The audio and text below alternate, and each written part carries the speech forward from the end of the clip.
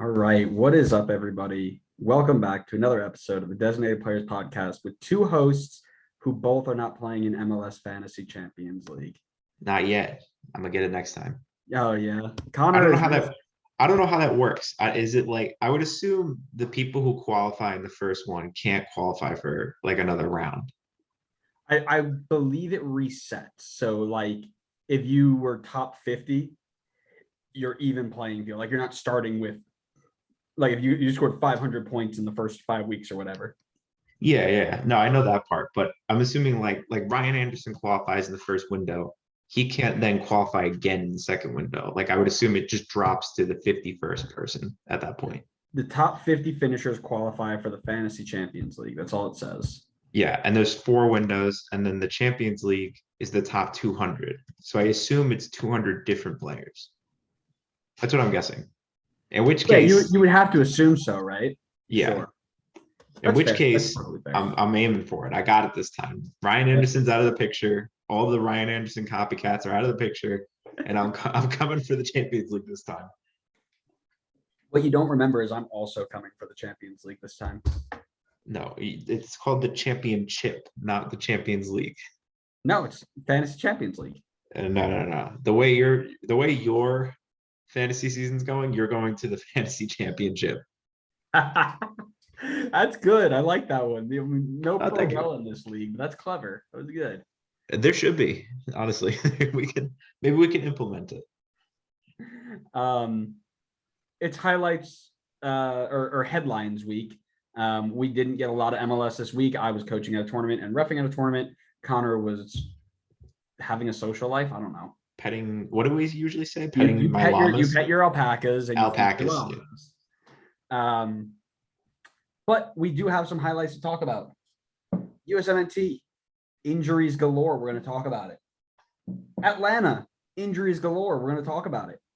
We're going to recap the El Trafico controversy between some of the offside calls and goals taken back. LAFC with 3 goals called back for offside. We'll talk about them all, and we'll talk about the rivalry in general and how it feels.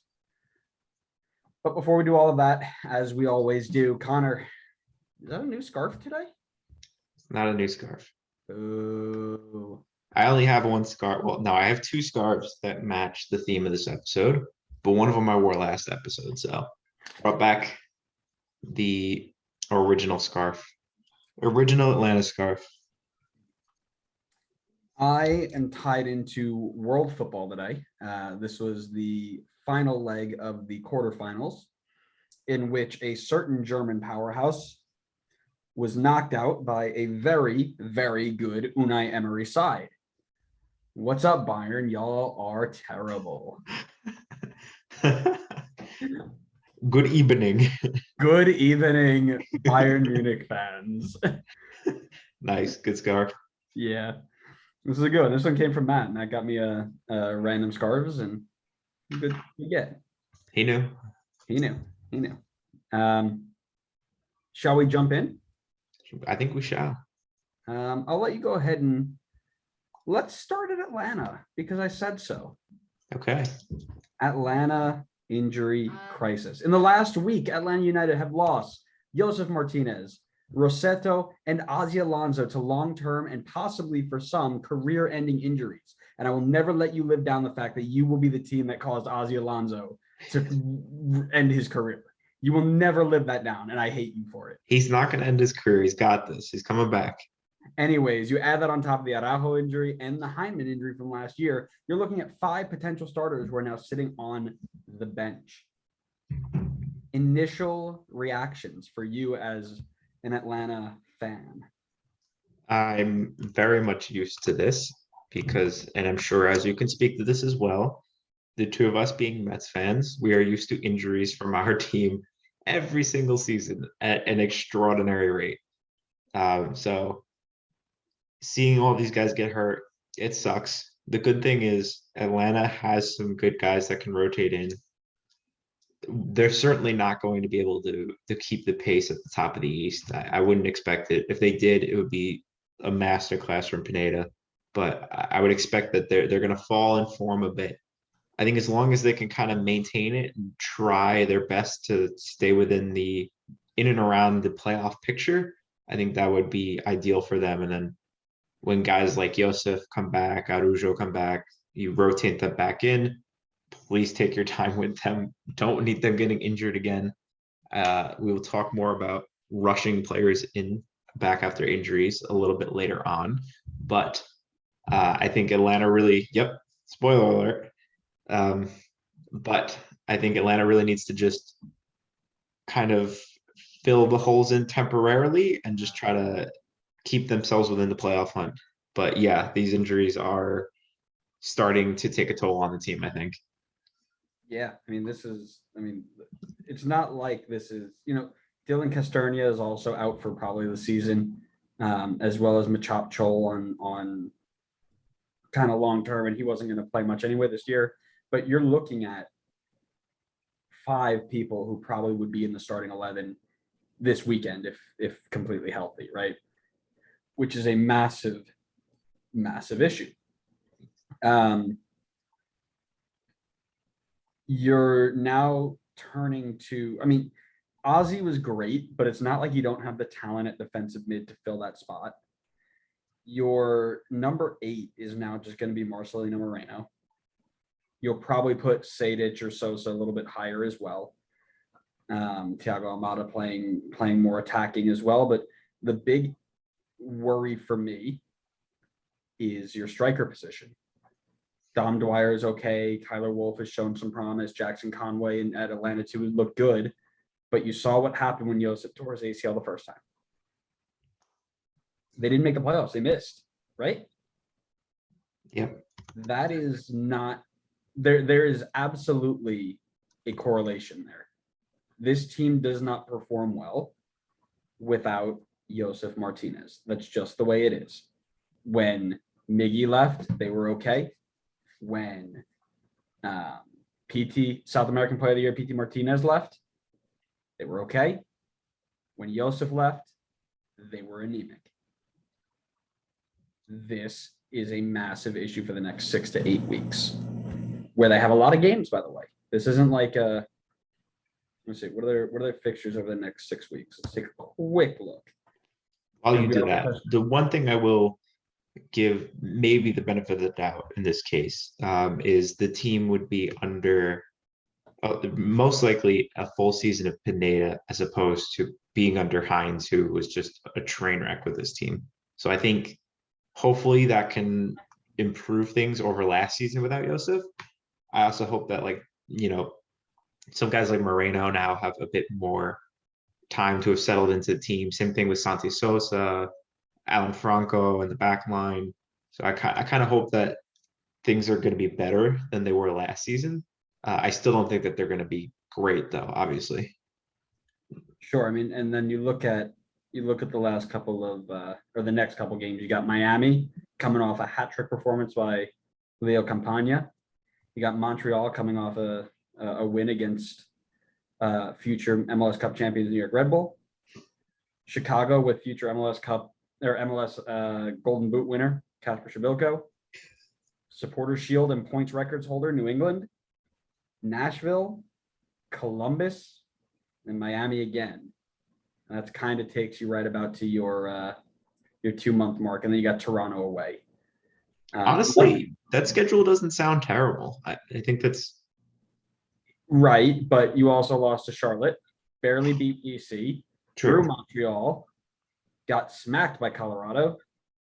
I think what you have going for you is that a lot of those games are home. You've got 1, 2, 3, 4 home, 1, 2, 3, and maybe a 4th away. So it's pretty even, but you'll have the home city crowd behind you. Definitely something to watch for sure. My question for you, how badly does this hurt Atlanta's? Like, if you were to change your prediction on them right now, would you change it from where you have them?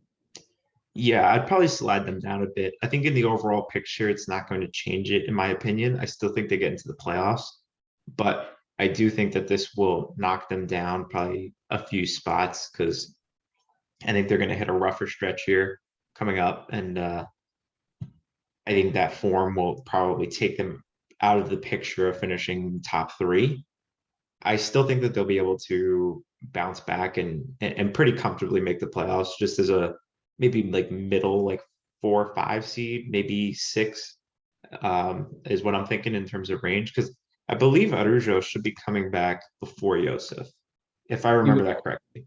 You would hope, Yeah. barring any So setback, right? yeah, barring any setbacks. So if that's the case, I think that would be a massive help. I think a lot of people had high expectations for him this year. So if he comes back, I think that would be a huge boost for the team. And hopefully enough with that schedule that they can maintain their, a relatively good position in the table until Yosef comes back. And then you can kind of, I think as great as Ozzy Alonso is as a player on this team, I feel like we could make it without him. We could fill that hole much easier than we could like an Arujo or Yosef. So I think if we can steady the ship as long as those two can get back, that would be pretty massive. Who do you want to see fill the roles of the players who are out as a Atlanta United fan? Why you put quotes on it? Are you trying to say I'm not a fan? I'm trying to say that if Atlanta United go bad for more than 2 years, that 35% of your fan base is going to leave, but whatever. Well, I'll still be there. So that's what matters the most. Respect. Yes. I think Dom Dwyer is going to get a majority of the starts, whether I agree with that or not. I think personally, I thought I remembered Atlanta was rumored to be signing some striker. Don't remember who it was, and I don't remember if he's coming in maybe in the summer. There is someone on roster, Ronaldo Cisneros. I think that might have been him. Yes, I do remember that name. I'm checking right now just to see because. Okay, so I think he's supposed to join the team.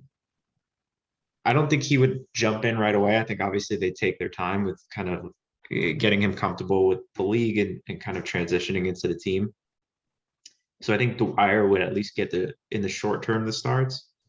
I'd probably like to see Cisneros get some more starts later on, as long as assuming Dwyer isn't, holding down the spot at striker, fine. If Dwyer is like contributing, scoring goals, I think he continues to get the starts. I'm also not opposed to seeing like a Jackson Conway or a Tyler Wolf in there. I think Wolf is more so as a winger though. But in terms of just filling Yosef's role, I think Dwyer gets the short-term starts. I think you give Conway some substitute appearances, and if he makes the most of them and starts scoring some goals, I think you start to experiment with giving him some starts and see what happens with that. See what happens there with him. And then in terms of Arujo, I would actually like to see Brooks Lennon go back up to the wing. I know they did that at the start of the season, and I believe they played Ronald Hernandez, I think at right wing back, and then they obviously have Gutman at left wing back. And then they could just push Brooks Lennon up the field, leave Thiago Almada in the middle, and then on the left you could go with, I don't remember who's playing on the left. I unfortunately think it's Jake Mulroney. Moreno's out there usually, right? Well, you were talking about him playing as the number 8. Well, I think that's one space for him, but I think usually he plays out on the left, and then you go with some combination of Sejdic. Yeah, I think they go Sejdic and Sosa typically. Yeah, Sejdic, Sosa. They have Franco Ibarra too. Yeah, you guys are okay there. It's going to be and then you've got Almada who's going to play in front of whoever you pick there. So.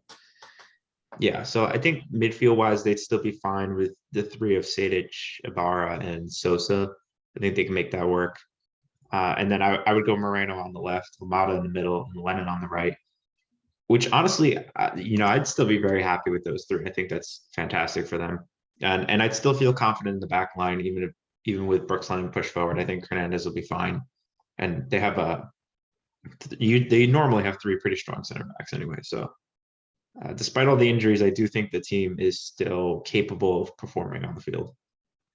Yeah, or they should be at least. Yeah, to build off for me, I believe I don't know if they're going to finish top, like I predicted, as much as I'd like them to. But I agree with you. I think actually probably still a little higher. I'll go like 2, 3, 4, maybe 3, 4, 5. But I don't think they're going to be knocked out of the playoffs or anything like that. I don't think.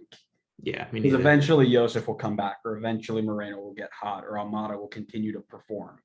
And they will still find the success that they need against the teams like the FCCs, the Miamis, the things like that. I would like to see youth over Dom Dwyer. So give me Jackson Conway, give me Tyler Wolf, give me all those types of players, because hook that to my veins. But here's my my crazy one before we can move on to, we'll go to El Trafico after this. Okay. Giassi Zardes traded for $500K in GAM to Atlanta to fill that role, because I think, as we talked about, he might not be working out in Columbus too much anymore, and I think it's time for them to cut losses. Here's the thing. I think he would be a great fit to come in and fill that role temporarily, but I think he would be on a high salary, and he would only be a temporary replacement, because I assume once Joseph's back, he goes straight back to the bench again. So, and I wouldn't want them to have to pay his wages, because they would probably have to buy him down, I'm assuming. So they would have to have obviously enough to make the trade for him and then buy down his contract so that they can still fit salary cap rules. And I certainly wouldn't want them to do all that just for someone to be a 6-week replacement and then move to the bench. I mean, I guess it's, it's good insurance in case Joseph gets hurt again. But I think that there's enough guys on this team that they can make do with what they have in terms of the striker position. Well, here's the thing. In 6 weeks, we're going to be into June, right? Just about. At that point, the men's national team is going to be playing in games that matter for World Cup qualifying spots. Giassi needs to play and play well to break into that team. 6 weeks can make or break your trip to a World Cup for what might be his last time. I would assume it's his last time. You would think, right? So is this his chance to say, I'm going to go all in, and whatever happens after that happens after that, but I'm going to try my best to make this team. He's got to push for the trade then. He's got to tell Columbus, like, hey, I need out. Like, this is my last shot at a World Cup. I need to either start ahead of Barry or with Barry, or I need out. And I feel like most likely they would trade him. So I agree with you on that part, but I don't think Atlanta goes in for him. I'm not sure where he would land. I'd have to look into some other teams, but I wouldn't be surprised to see him get traded. I think it's probably for the best for his shot to make the World Cup, because, yeah, I agree with you. I think this is his last shot. At least I hope so. Now, outside of that, can I interest you in a Tom Barlow? I mean, what do we have to give up? I mean, you should be paying us for that one. Oh man, I need to watch some of the highlights. I heard he was very bad last week. So he's been very bad all season. He's been very bad for his whole career. Sorry, Tom, but I'm gonna have him come on and just slander you. That's fair. Let's go to El Trafico, and I have it highlighted here. El Trafico controversy. That's recap on my notes. It's controversy. 3 goals by LAFC called back in the 2-1 loss to El Galaxy. Did the refs get them right? Your thoughts? I didn't know there was 3. I saw there was 2. 2 that were really close. One was pretty clear and obvious. Like, it went in the net, but everybody kind of stopped playing. Okay. But so I guess the news was more so about like the 2 close calls, I think. Sure. But I'm gonna put it as 3 because that catches headlines. All right. I know more so about the 2, so I'll speak on those 2 from my perspective. So I believe, I'm trying to remember who it was exactly. There was one play where They crossed it. I don't believe it was I think Vela had one where they called him offside. I don't think this is the one I'm talking about. This is the one where I think it hits, I forget whose leg, and then it falls to Latif like Blessing. Mamadou. It hits Blessing. Yeah, Blessing's leg. And then it falls to Mamadou Fall. And then I think the goalkeeper saves it and it falls to Blessing and he puts it in, or Opoku, one of the two. Blessing. It was Blessing. Blessing. Blessing scored. Yep. Blessing scored.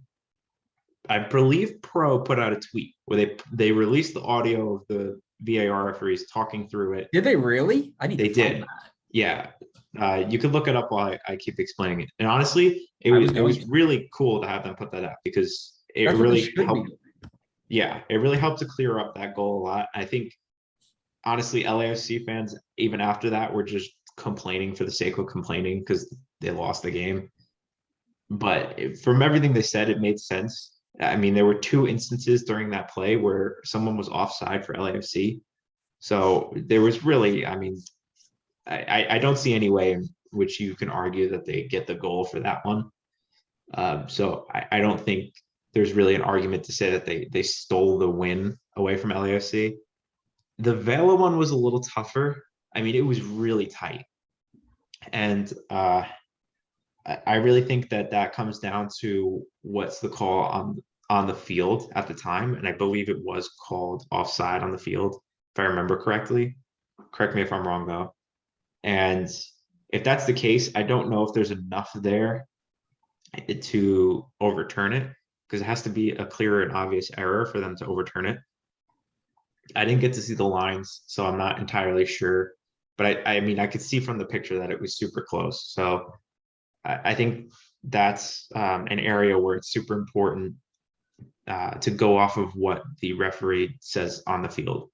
I think I saw a lot of people talking about that on Twitter, and I want to get your take on this too. I wanted to ask you about this. I saw a lot of people saying that, oh, he should just leave his flag down and then let the play go on, and then they can review it.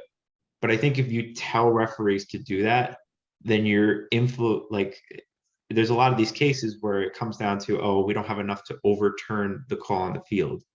But it's like in the ref's head, it could have been like, hey, I think this is offside, but I'm going to leave my flag down because that's what I was told to do. So then I feel like you're giving an advantage away from what the actual referee thinks. So I'm kind of curious to hear what you think on this. Like, do you think the refs should leave their flags down in that situation, or do you think they should still call it how they believe they saw it?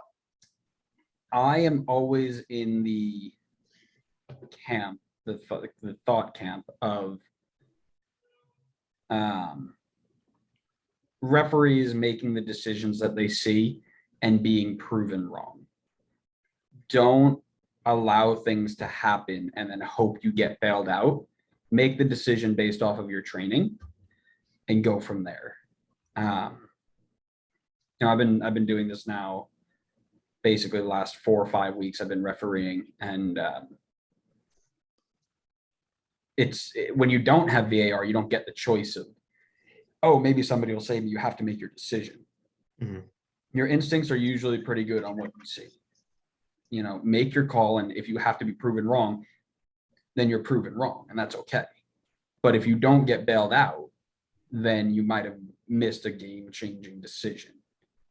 And that's what it's there for. VAR is there to find the clear and obvious. But let's talk about what clear and obvious is. That first Carlos Vela goal where he climbed up over all the defenders and nodded the ball home to go level, that's not clear and obvious, right? If the referee sees that as level, VAR shouldn't step in and make that change. That's just the way it is. Is that what they call in the field? Did they call it onside? They called it off. No, they called it a goal and then brought it back for offside. Okay. If that's the case, then yeah, I disagree with that. That goal should count in my opinion, because I don't think it, like you said, I don't think it was clear and obvious. No, and that's what I'm looking at here is the ref let it play. VAR stepped in and said, no, you got it wrong.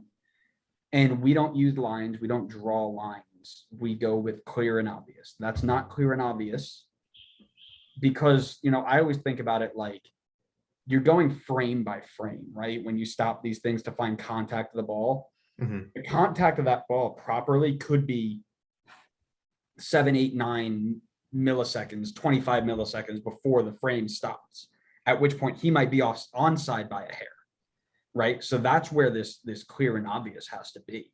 And it wasn't, so I would have allowed it. Second goal, I think everybody knew was offside. Nobody's really yelling about that. The third goal, they got it spot on, right? Hits Latif Blessing in the back on the entry ball. Fall is offside. Fall comes back, picks it up, has another shot. Two other LAFC players are offside there. They come back and score. So either one could have been called off, but they got the call, right? I didn't read Twitter well enough to find the people complaining about it, but that's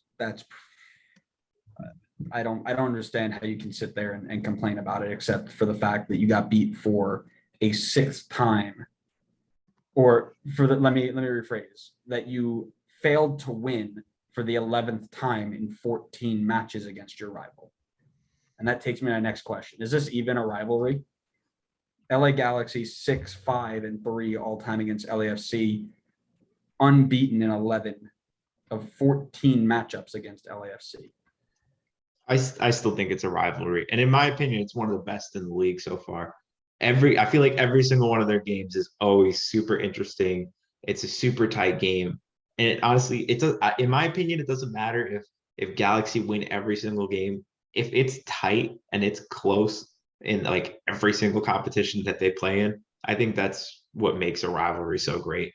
Obviously, it's not really much of a rivalry when you blow out your opponent every time. Like when Atlanta and Orlando were first starting to like build their rivalry. I mean, I'd consider it a rivalry. I know some people don't, but when they were first starting, I mean, Atlanta was beating them every single time. And then when that was the case, it's not, the rivalry isn't as intense. It's not as fun. So I get your question. Like LA Galaxy have clearly been the better team of the rivalry, but I still feel like the games are super close and they're competitive. And these teams have a bunch of like exciting, high reputation players. So I still think the rivalry is a ton of fun. And this game exhibits that exactly. So to be fair, these games aren't usually really close. Really? It feels like they are. 2019 MLS Cup playoffs, 5-3 LAFC. 2020, 6-2. 6-2 in one game? Yeah. Oh my. LA Galaxy beats them 3-0 on September 6, 2020. Then things get a little bit closer, a few more ties and high scoring affairs. But for a while, it wasn't very close. But here's the deal. I agree with you. I think this whole idea of like, oh, it's not competitive, it's not a rivalry is stupid, right? You are geographic rivals. It doesn't matter if you're good, bad, or indifferent. Now, to your note, the Atlanta-Orlando thing, Red Bull Philly, games that, okay, maybe I don't really like you, but it's not the same atmosphere as if I'm going over to the baseball stadium, right? Or if LAFC are going into the Galaxy Stadium, right? Or Portland goes to play Seattle, right? Or Montreal plays TFC, right? These are the games where you're like, okay, I can't wait to watch that. Now, I don't care about competition because they're both top flight teams, right? Until MLS goes pro rel and one team gets relegated and they only play each other in preseason, rivalry dies. But until that point, that's always going to be a rivalry. This is just a silly take. I hate when people do that. Like, oh, you haven't won in the last 4 games. This isn't even a rivalry. Quiet down. This is the only game you get up for every year. Stop it. Yeah, I think one other thing to note is I think you did miss a few games, by the way, from looking back at this. I think you started with the 5-3 game, but there were a bunch before that. There was a 3-3 tie, 3-2. No, I know. I just meant recently. There were a lot of 2-0, 3-0, 4 goals difference. Like I said, it started off close, big gap, then got close again.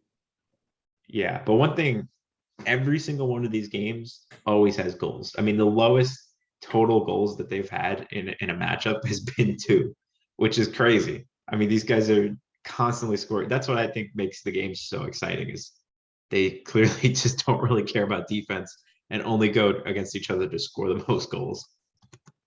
But hey, that's great for us as MLS a third 4.0, party baby. fan. MLS 4.0. Yep. Away from MLS, we go into the U.S. men's national team after qualifying for the World Cup. All our players decide to take a break from their club team by getting injured. 300 IQ move.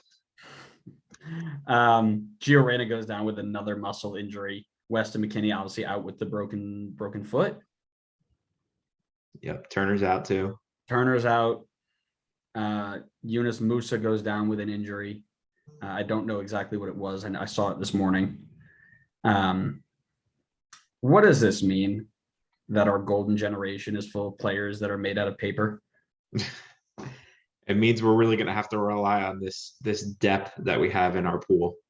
I mean, there's no better time to have it. If your star guys are going to be as fragile as ours have proven to be, then you got to be. If you're the next man up, you got to be ready to go. And the nice thing is, I think our next man up in a lot of situations is a guy that can come in and, maybe not fill the shoes entirely, but, do a decent job at least. I think there's a lot of players that can come in and still maintain the quality for this team. I think it'll hurt a lot to lose someone like Gio or a Weston or obviously, or like a Christian who's constantly battled injuries as well.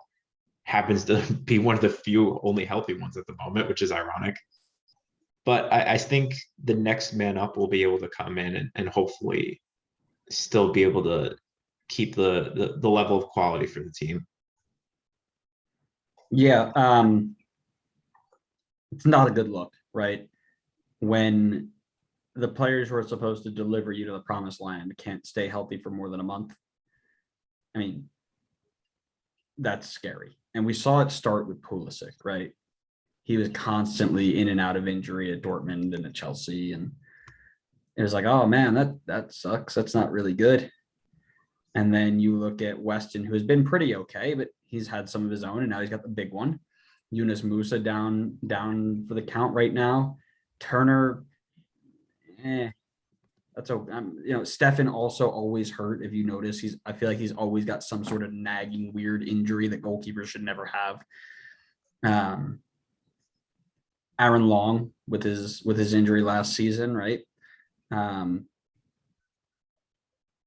It just feels weird that we're all hyped for this, and it just feels like everything's going to go wrong before we get there. And it's kind of already starting, right? I don't know when they're due back. I don't know when they're supposed to get healthy again, but it's not a good look that our golden generation keeps getting hurt. Yeah, and I feel like the more times you get hurt, the more times you're going to continue to get hurt. I mean, Yeah. I think you can maybe speak to this a bit better than I can in terms of sports injuries. Pew, pew, pew, pew. Shots fired. I wasn't trying to do shots fired. Wow. I'm just saying. Hey, remember your athletic career full of nothing but injuries? Yeah, why don't you go tell us about how you suck? I kind of wish I said it like that. That was a missed opportunity. Hey, remember when you used to have a shoulder? I had both of them at some point. Yeah, that's a great point, right? When you injure things, especially things like tendons or ligaments or things like that, once you stretch them out, they don't go back to where they're supposed to be. You're prone for more injuries. And again, I don't know how that relates to hamstrings or muscles things. I was never hurt long enough to get an actual muscle injury, so positive there. Or rather, let me rephrase. I was always hurt too long to actually go pull a muscle on some other part of my body. But yeah, like I said, you're setting yourself up for disaster, which would suck. But I want to know, let's say all this carries out in the long term. What does this do to our chances of advancing out of the group? You think it puts any stress on us? I would think maybe a bit, just because the typical guys who have been playing with us and have started to, I guess, learn Greg's system are now going to be out, and now these new guys have to come in and learn the system in a pretty short time frame. I mean, you're only going to have probably, I think, the Nations League and a few friendlies before the World Cup kicks off. So not a long time to kind of get the system down. I think the Nations League may end up being more important than Greg had originally thought it would, in terms of, getting a feel for who's the next man up. who's going to be ready. I think Greg has said it, and I agree with him on it. Or I think he at least said it for the striker position, but I feel like it could apply for every position. I think it may come down to who's in the best form at the time of the World Cup, or at least in terms of setting the roster. So I think a lot of, in terms of replacing injuries, may come down to just who's in form, just because that is how deep our pool is. I mean, I'm looking at the list right now of all the people who made features in 2021. I mean, this is a really great list to look at, especially when you think about what the list used to look like maybe 5 or 6 years ago. It looks, I mean, this roster is so injury prone though. I mean, I think Sargent's been hurt. DK has been battling injuries. Paul Arriola just came back from being injured. Jordan Morris, Brendan Aronson was just hurt right before the World Cup qualifying window. Serginho Dest as well. I forgot to even include Aronson on this. He got hurt before the final window. Yeah, so did Dest. Yeah. Yeah, I mean, Tyler Adams has been hurt a few times, I think. Tyler Adams is the most injury prone out of all of them. He's literally our best player. I will die on that hill, by the way. Yeah, I mean, this team is very injury prone, which is concerning, obviously. But you just got to hope the pool is deep enough that we can replace them and hopefully not lose too much quality. But I mean, this list of players here it's really encouraging. There's a long list of talented players that can jump in there for guys that get hurt. It is, but it doesn't include the players like Omar Gonzalez, Michael Bradley, Mix Diskerud, Aaron Johansson, DeMarcus Beasley, Brad Davis. All Is Mix players that came to Diskerud still 2014 World playing? Cup. All players that I don't know if he's still playing. I gotta find out. I gotta know. Chris Wondolowski, give me him back. Out of retirement, what do we FCC? Tim Chandler, Jeff Cameron. Come on, we are FCC to the moon. Mix is not currently playing. I don't think so. Oh wait, maybe he is. He's playing for a team in Cyprus right now. Yeah, call him up. Let's go. I wonder where Timmy Chandler is now too. He's still in Germany, I think. What? He's still on Frankfurt? Yeah. That's wild. How is he still on Frankfurt? That's all right. He's not playing anymore, so that guy never got called into the national team. Just never. Tim Chandler? Yeah, I felt like he's been to the 2014 World Cup. Yeah, but he's only got 29 caps in his career. And I mean, he was like our Dest back in 2014. He was our Serginho Dest. And he just never got called in. Speaking of people who can get called in, let's say Gio and Musa are out for the World Cup. Who do you replace them with? This is way down the line. I doubt this happens, but just in terms of like starter, or who would just fill the players you would call in. Players you would call in. I mean, at the moment, I would love to see Georgi Mihailovic get called in. I mean, he deserves it more than I would say almost any player who has not been called in. I think in terms of Yunus Musa, Luca De La Torre is my direct replacement for him. I think Luca gets his spot. I think his gameplay is similar enough that he can fill in Yunus's role, and I think he could do a pretty good job. In terms of who would take the roster spot, let me take a look at the 2021 roster again. Get like a full list of who's been called up recently. Oh, well, I always got to consider Jackson Ewell, of course. Got to be in the picture. While you continue to look, my first two off the bat, replacing some attacking midfielder options in Gio and Musa are Luca De La Torre, if he's not already on the plane. And Jordy was my other one that I was like, absolutely get him in, get him on the plane. Some people have talked about Caden Clark being in the mix. No shot. Nope. Nope, he's not there yet. No, keep him far away from our. Not far away. No. He can go be in the youth team right now, but he's not ready for the senior team. No, he doesn't even play for Red Bull, really. So yeah, I would maybe Gianluca Busio He's more of an 8. I don't know if he fits that. I think you could. Keeping 8.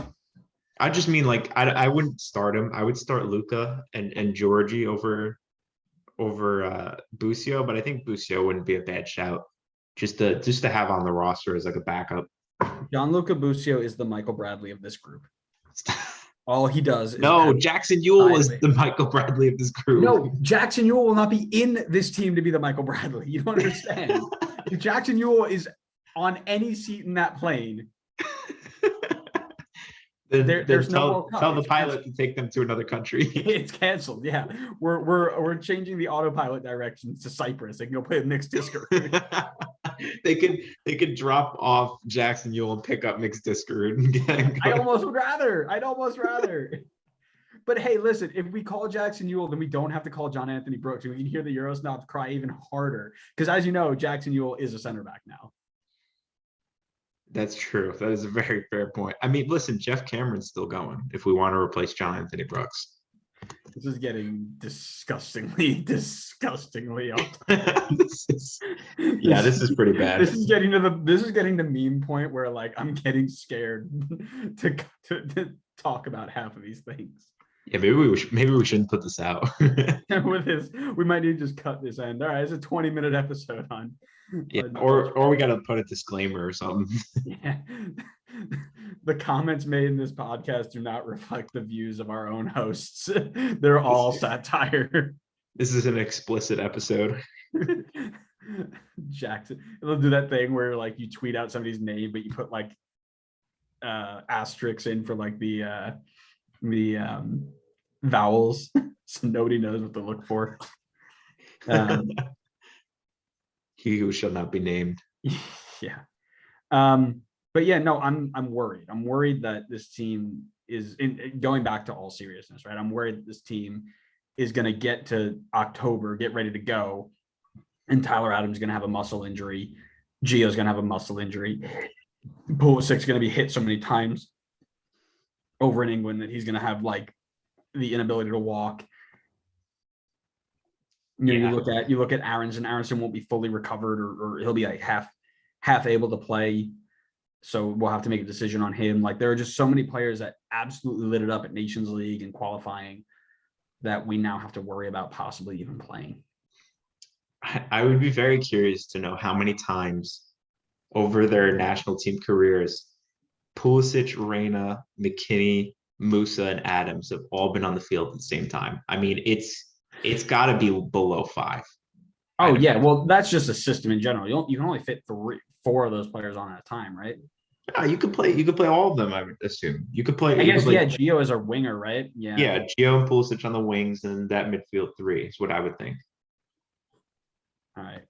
Or even 4 out of the 5. I got to imagine it's super rare. Yeah. Well, that's an off topic. Yeah, that's episode research. Yes, but what else you want to add to this? I had a question of the day for you, and I forgot it. I forgot it. I got to try to remember it. Hold on. All right, question of the day for you here.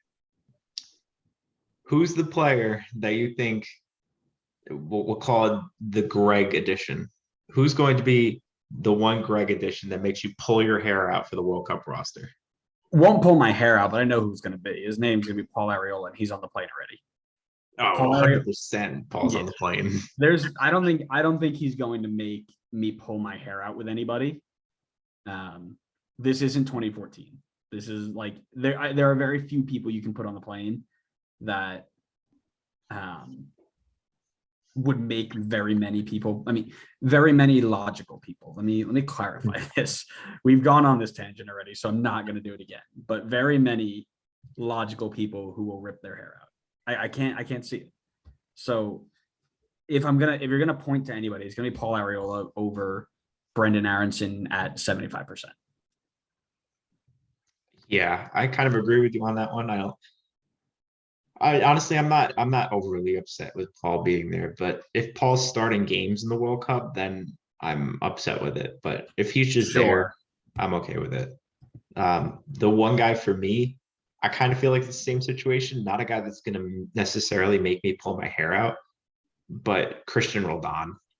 I think Christian Roldan's a good Okay. player, but what's the point? Greg calls him in every time and he doesn't play him ever. Listen, what you're telling me that you don't want to see a Christian Roldan cameo against Iran in the last 5 minutes of our World Cup berth when we get knocked out? He's not even going to dress. Christian's going to go there and be the team cheerleader. He's going to be like the water boy out there. I mean, last World Cup qualifying window he got called in, and I don't think he played a minute. I swear, Roldan gets called into like every single window. He's getting the Sebastian Lletget treatment, except Lletget actually got to start games. Christian Roldan doesn't ever play. Hey, there's nothing wrong with being a bench warmer, all right? Like, I think you and I know Christian Roldan has a decent shot to make this World Cup qualifying roster over Georgi Mihailovic because That he would be knows the critical. system. Well, at this point, then you're going to have a decision. Do you go with the people you trust, or do you go with the best players that you have? The best players.